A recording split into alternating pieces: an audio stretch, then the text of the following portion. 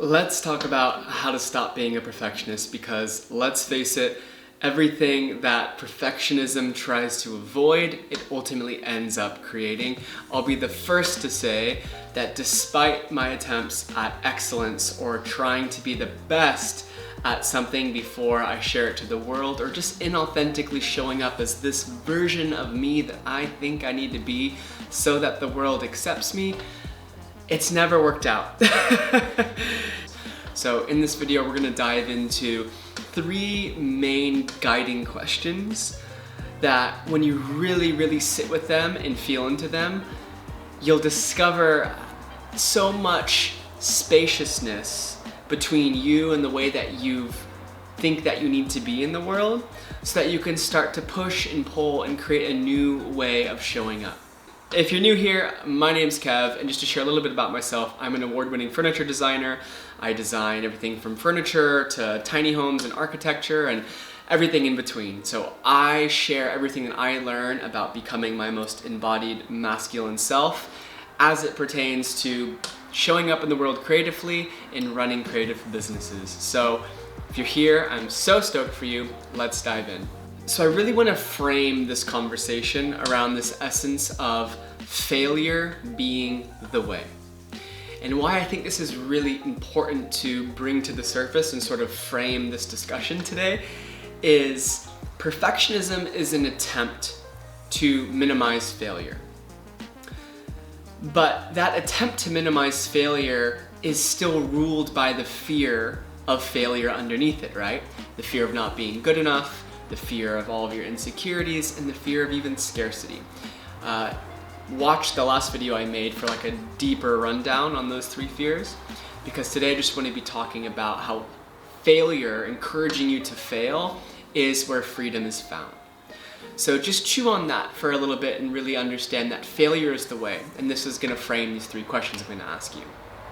So the first of which is, what fears are you avoiding in your life? Every human being is wired with fears, from our formative experience to just stuff that we don't know why we fear, we just do. Spiders, whatever it is, you know. Fears want to be fully embraced and felt. The problem is we tend to push them down. We try to repress them or believe they're not there until a moment comes and either we have some traumatic response, or we're crippled with anxiety and we can't move forward, or we just try our best to not look at what's actually happening and we're kind of in disbelief, right? Embracing your fear is just about getting curious about why. Why do I have this fear of judgment? Why do I have a fear of not feeling good enough? Why do I X, Y, and Z?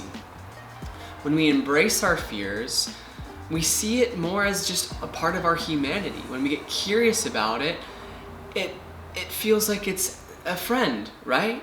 It feels like it's something we care about versus something we need to shove in the corner and keep away at all costs. Now that might be working out for some people. I personally don't think it's a sustainable approach, but when we can learn to integrate what our fears have to teach us, because they really are juicy doorways to freedom, we learn the medicine and the gift that is hidden inside our fear, because I'm a firm believer that our fears hold the seeds of our greatest potential when the time is right for us to dig into them. So look into the fears that you might be avoiding right now. I'm avoiding a fear of judgment, so I'm not sharing my work with the world in this new pursuit that I'm curious about, because I want to avoid a future where I feel judged. That's a great doorway. That's a great starting point to get curious about why, to really get intimate with it, and maybe allow yourself to fully feel what that's like. What is it like to feel judged? And people judging you, does that mean that you have to believe why they're judging you? Or does that mean that you are a failure, that you failed in the past and people judged you? Does it mean you're a failure? Does it mean you're not good enough? No, none of that is true, but you will be limited by that narrative until you allow yourself to fully feel it and discover the freedom on the other side. So the next really powerful question is, what are you not allowing yourself to fail within? What pursuits are you not allowing yourself to fail within, and why? If we don't allow ourselves to show up and fail, the learning is significantly impacted, right? You could, sit in the studio all day long trying to perfect a piece of music, a piece of art, or whatever. But if you don't let the rubber meet the road in the real world practice, or even like, let's talk about sports, you can practice all day long, but there's something about the nature of the game, of the match, that really has this essence of skin in the game, right? This really has the essence of like, this is really my embodied, integrated moment to practice what I've been practicing, to show up as best as I can now and find out what happens, right? And I think this is such a missed opportunity because we tend to try to perfect everything so that we minimize failure on the other end, which in essence is only harming us, right? So, the ways that this can manifest are innumerable, right? This can be you not ever sharing, let's say, creative work, or let's say you're a writer or whatever, and you fear that you're going to be judged, so you may not ever allow yourself to put something out there and, quote, fall short by what people think. Or it could be the way that you show up in a relationship where you avoid failure so that you withhold your truth, because it can be scary to fully express yourself, because what if you're judged? What if the relationship, quote, fails? What if X, Y, and Z happens? Notice the theme of how all of these things are rooted off into the future, right? I'll come back to that in a second. Allowing yourself to fail is one of the greatest gifts that you can give yourself, because failure is really where we become fully embodied in the expression of what I know now and authentically showing up in the world. It doesn't mean that you might not regret or feel like, man, I wish I would have maybe done this, or I could have done that. Those are all stories that you can have, but I'm a firm believer, and the beautiful quote by Peter Crone says, whatever happened, happened, and it couldn't have happened any other way because it didn't, right? So showing up and maybe failing and falling short is a gift, because now you have the data and the feedback to refine your craft, to refine your communication, to refine your artistry, whatever it is, so that you can show up again. And hopefully a little bit more integrated, a little bit more confident, a little bit more energetically less concerned about the failure itself, right? So allow yourself to fail. Freedom is found on the other side of failure. So I want to give you freedom to fail. I did a whole workshop on that one day, and maybe I'll revamp that for you guys again, because it's really powerful when we can reframe it like that. Fail early and often. That's how you really learn. That's how people are making the progress and embodying the presence that you desire in life, right? So lastly, this ties into the kind of the whole nature of where fears come from, is they come from the past, but really they're concerned about a future. So the question is, what future are you unconsciously creating that you don't want? Because we're always manifesting something, right? The problem is we're usually manifesting what we don't want because we're unconsciously operating from fear. It's not wrong, it's not bad, it's just sort of how humans are kind of grown, conditioned, and spit out into the world, right? But I'm here to say that this is a muscle that we can train, a way that we can start to recalibrate, strengthen, and direct into a more conscious pathway, into a more fulfilling, a more aligned, a heart-aligned, heart-forward direction and path, right?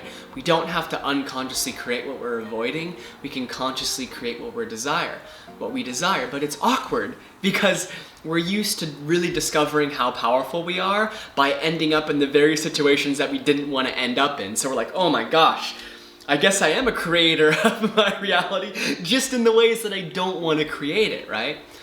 So I think those moments are great, painful but sort of divinely comedical examples of how powerful we are. It's just, how can we learn how to consciously use that power to create more of what we want as opposed to what we don't want? And now I'm a firm believer in reconciling the fears of what you don't want, but really directing your energy consciously towards what you desire. It's like, I would rather be magnetized to something than run from something. Does that make sense? So what future are you unconsciously creating? This question requires you to get real about where you are now. how have I constructed my life, consciously or unconsciously, to look like it is now? And to get in the nitty-gritty of that, to be where I am now, in the financial scenario that I wish I didn't have, in the relationships that just don't seem fulfilling, in the creative work that doesn't seem to be appreciated, how have I been the one responsible for creating the culture of my life right now?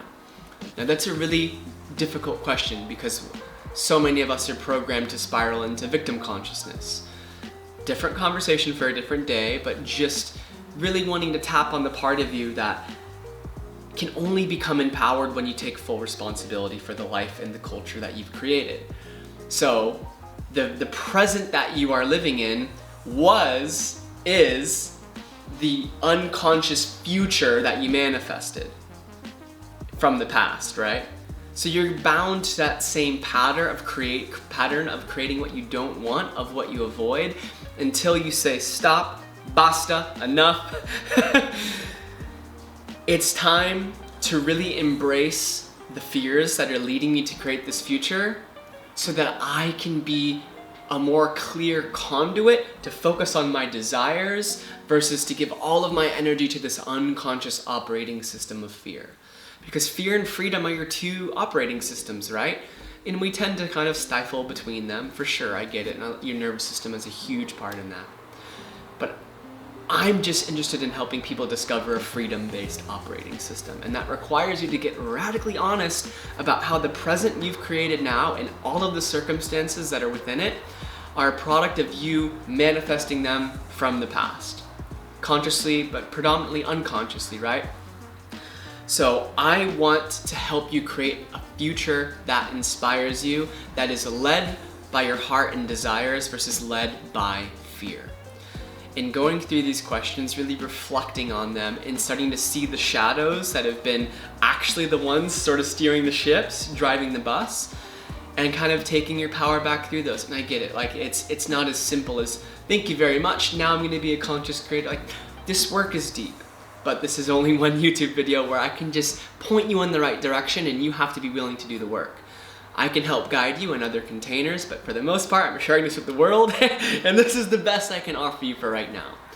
So hopefully, with you asking yourself those questions, getting radically honest, discovering your fears, embracing them, seeing how everything that you avoid, you ultimately create, which is what perfectionism is. And side note, I understand that I haven't explicitly been talking about perfectionism, because it's my conviction and belief, and I've seen it play out in everyone's life, that perfectionism is like the outermost branch on a tree. The fear is the roots that create the nutrients for that tree to survive, for that branch to survive. So I'm more interested in helping you, reconcile the fears that are creating the perfectionism, so that way it just sort of dissolves, right? You don't have to focus on it, you focus on the deeper work, and everything else expands much more unexpectedly and much more beautifully than you can imagine. So that's what I have for you today. If this resonated with you, let me know what you think in the comments below, and be sure to subscribe so that you can keep getting more of these juicy downloads. And I appreciate you all. Have a beautiful day. It's beautiful here in California, and I'm gonna go get outside. So appreciate y'all. Ciao.